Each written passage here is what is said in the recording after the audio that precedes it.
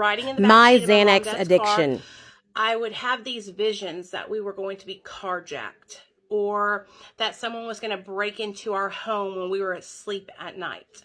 I was always very afraid.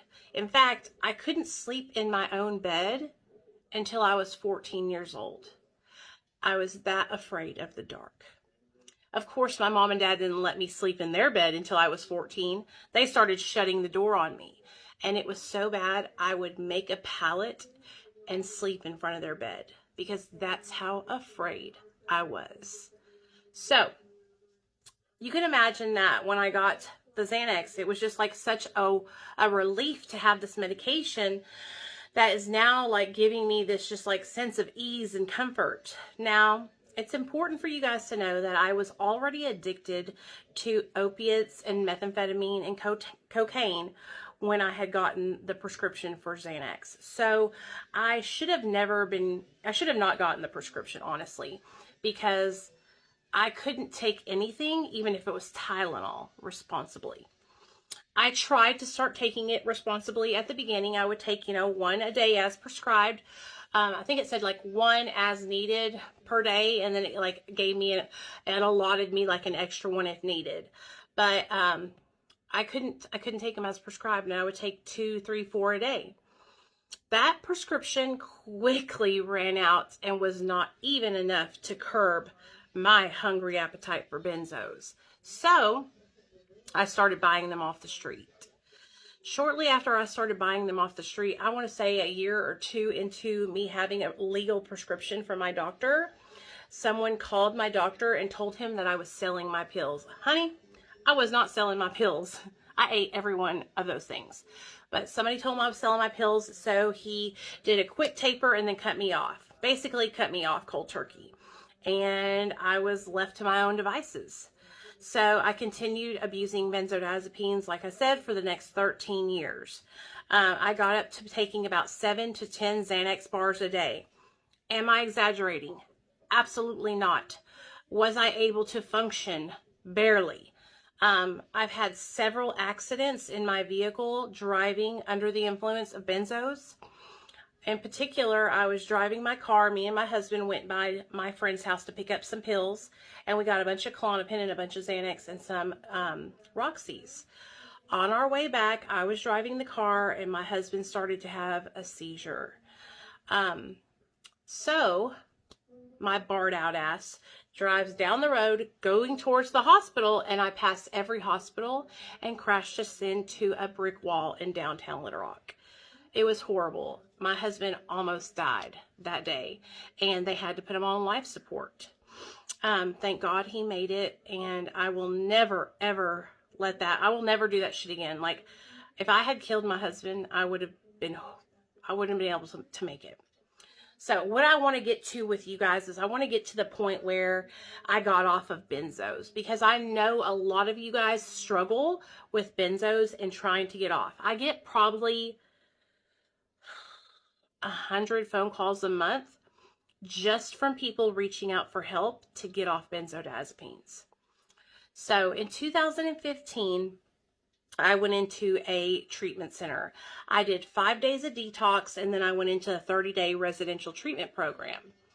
While I was in detox, they just used Suboxone to detox me off opiates, and I think they gave me Librium also.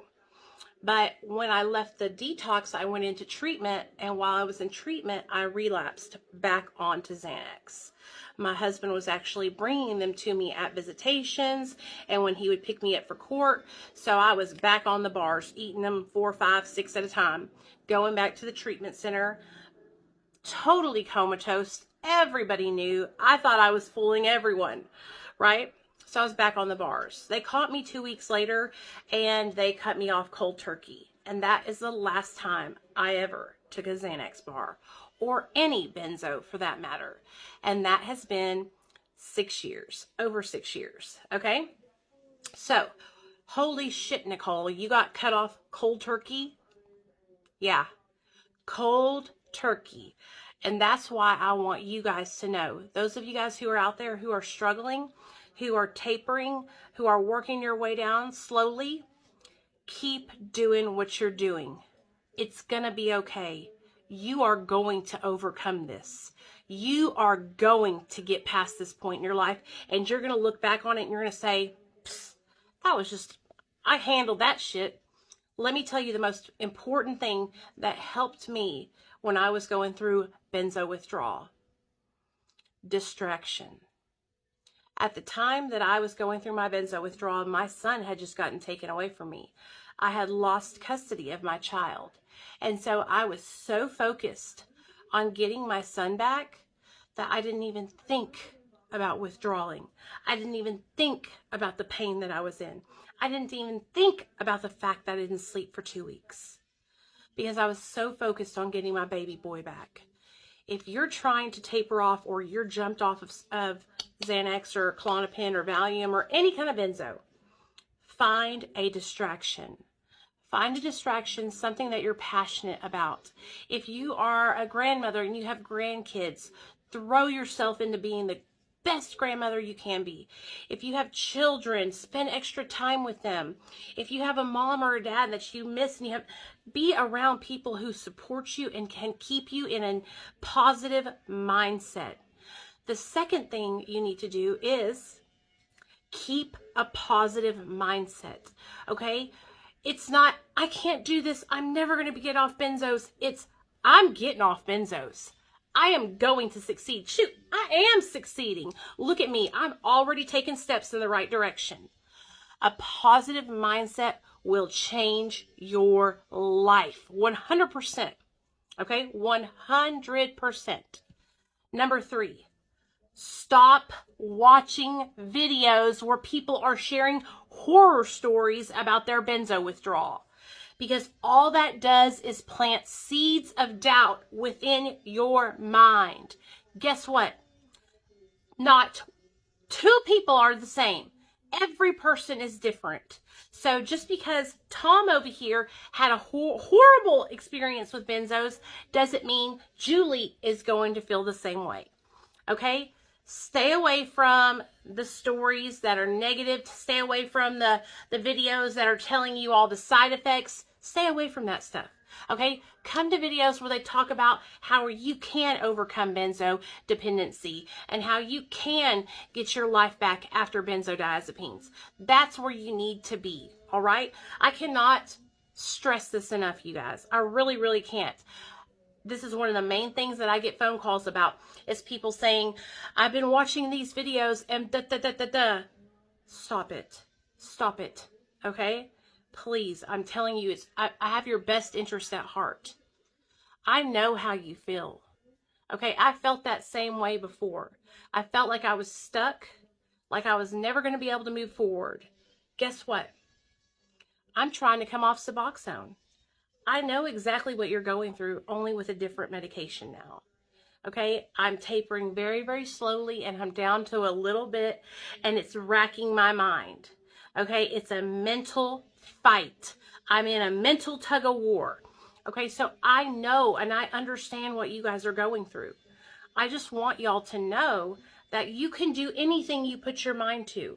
And I'm telling myself this right now. Nicole, you can do anything you put your mind to.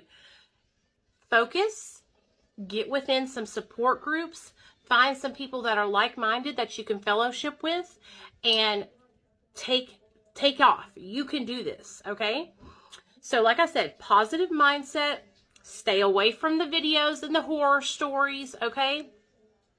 And keep your eye on the prize. Taper low and slow over an extended period of time. Never jump off of benzodiazepines cold turkey. And always, always, always talk to a medical professional.